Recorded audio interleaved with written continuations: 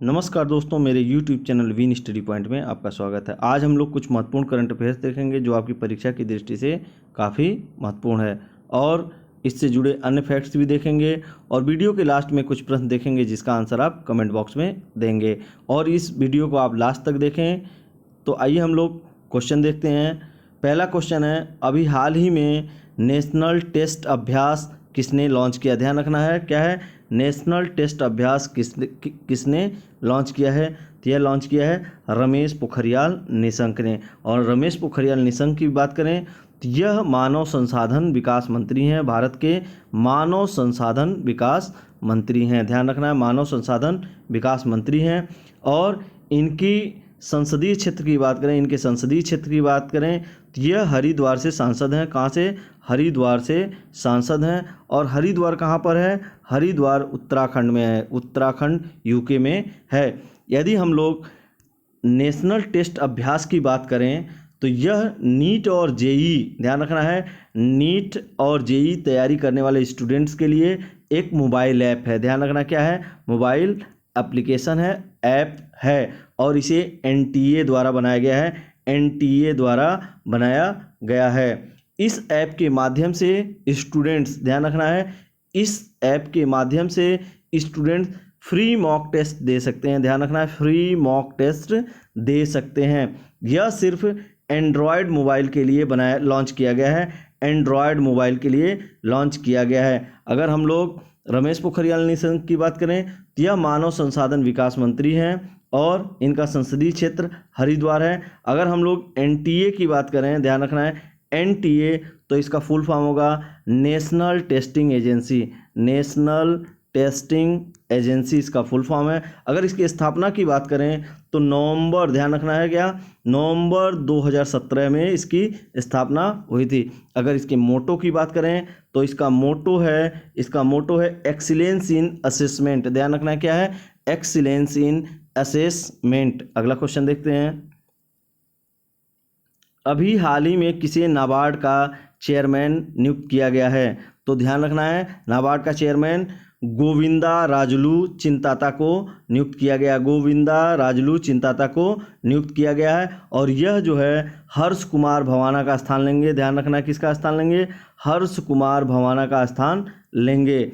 और जो है साजी केवी, ध्यान रखना है, साजी केवी और पीवीएस सूर्य कुमार को डिप्टी मैनेजिंग डायरेक्टर नियुक्त किया गया है। डिप्टी मैनेजिंग डायरेक्टर, डीएमडी कहते हैं, डिप्टी मैनेजिंग डायरेक्टर नियुक्त किया गया है। यदि बात करें हम लोग नाबार्ड की बात करें तो इसकी स्थापना 12 जुलाई 1982 को हुई थी। ध्यान रखना, कब हुई थी? 12 जुलाई 1982 को हुई थी। और इसके हेड क्वार्टर की बात करें तो हेड क्वार्टर मुंबई में है। यदि हम लोग नाबार्ड के फुल फॉर्म की बात करें तो नाबार्ड का फुल फॉर्म है नेशनल बैंक फॉर, ध्यान रखना है, national bank for agriculture and rural development. अगला क्वेश्चन देखते हैं। अगला क्वेश्चन है, अभी हाल ही में मोइकेत्सी माजोरो ने किस देश के प्रधानमंत्री के रूप में शपथ लिया है?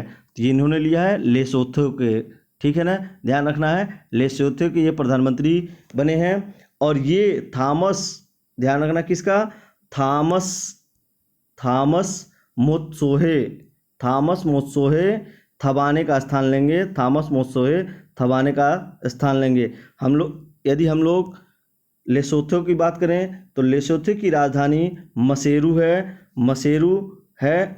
और इसके करेंसी की बात करें तो लेसोथो लोटी है, लेसोथो लोटी यहाँ की करेंसी है। और लेसोथो जो है अफ्रीका महाद्वीप का एक देश है। ध्यान रखना, कहाँ का? अफ्रीका महाद्वीप का एक देश है। अगला क्वेश्चन देखते हैं, अभी हाल ही में तत्पर कार्यक्रम कहाँ शुरू हुआ है? तो तत्पर कार्यक्रम रांची में शुरू किया गया है। यह रांची में शुरू किया गया एक कार्यक्रम जिसके तहत जो प्रवासी दूसरे राज्यों से आ रहे हैं उनके लिए एक हेल्पलाइन नंबर जारी किया गया है। एक हेल्पलाइन नंबर बस के लिए जारी किया गया है, 1950 हेल्पलाइन नंबर है 1950, जो बस के लिए जारी किया गया है, जिससे बस सुविधा मिल सके प्रवासियों को। अगर हम लोग झारखंड की बात करें तो झारखंड की राजधानी रांची है, झारखंड की राजधानी रांची है। मुख्यमंत्री कौन है? मुख्यमंत्री हेमंत सोरेन है, हेमंत सोरेन मुख्यमंत्री हैं, जो झारखंड मुक्ति मोर्चा पार्टी से, झारखंड मुक्ति मोर्चा पार्टी से हैं। और राज्यपाल की बात करें तो यहाँ की राज्यपाल हैं द्रौपदी मुर्मू। ध्यान रखना कौन? द्रौपदी मुर्मू यहाँ की राज्यपाल हैं। और यहाँ का विधानमंडल एक सदनीय है। कैसा विधानमंडल है? एक सदनीय विधानमंडल है। और यहाँ पर विधानसभा सीटों की संख्या 82 है। ध्यान रखना है, विधानसभा सीटों की संख्या 82 है। यदि हम लोग लोकसभा की बात करें तो लोकसभा सीटों की संख्या 14 है। और राज्यसभा सीटों की बात करें तो 6 सीटें राज्यसभा की हैं। यदि हम लोग राजभाषा की बात करें, अगर हम लोग राजभाषा की बात करें तो हिंदी, ध्यान रखना क्या? हिंदी और संथाली यहाँ की राजभाषा है। हिंदी और संथाली यहाँ की राजभाषा है। अगला क्वेश्चन है, अभी हाल ही में किस राज्य ने मी अन्नपूर्णा कार्यक्रम लॉन्च किया है? तो मी अन्नपूर्णा कार्यक्रम महाराष्ट्र सरकार द्वारा लॉन्च किया गया। किसके द्वारा? महाराष्ट्र सरकार द्वारा लॉन्च किया गया है। और यह महाराष्ट्र सरकार द्वारा किसानों के हित के लिए चलाया गया एक कार्यक्रम है। यह कार्यक्रम IRIBL द्वारा घोषित किया गया है। और यह फसल बीमा के कार्यान्वयन के लिए चलाया गया है। ध्यान रखना है, फसल बीमा के कार्यान्वयन के लिए चलाया गया है। यदि बात करें IRIBL की बात करें तो इसका फुल फॉर्म होगा integrated risk insurance brokers limited.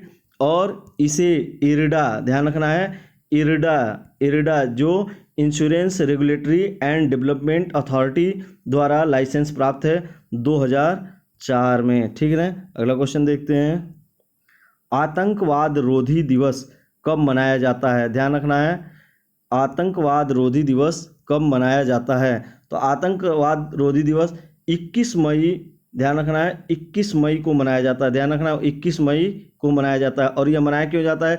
21 मई 1991 को, ध्यान रखना है, 21 मई 1991 को तमिलनाडु के श्री पेरम्बदूर में पूर्व प्रधानमंत्री राजीव गांधी की हत्या कर दी गई थी। और उनकी हत्या के बाद से 21 मई को आतंकवाद विरोधी दिवस मनाने का फैसला किया गया था।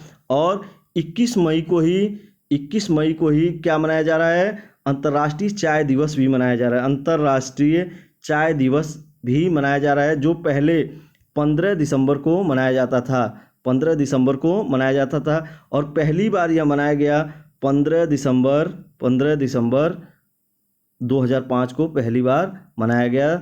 लेकिन भारत की सिफारिश पर 21 मई को मनाने का फैसला किया गया है। यह डी ऑप्शन है, मनाने का फैसला किया गया है। अगला क्वेश्चन देखते हैं,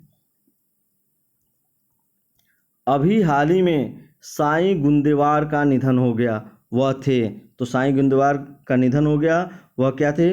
वह अभिनेता थे। अगला क्वेश्चन देखते हैं, अभी हाल ही में नवीन और नवीकरणीय ऊर्जा मंत्रालय ने किस मंदिर का पूर्ण रूप से सौरकरण किया है?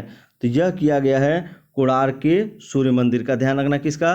कोणार्क के सूर्य मंदिर का। और कोणार्क का सूर्य मंदिर कहाँ पर है? उड़ीसा में है, उड़ीसा में। और उड़ीसा में है। अगर उड़ीसा की बात करें तो उड़ीसा की राजधानी क्या है? उड़ीसा की राजधानी जो है भुवनेश्वर है। क्या है?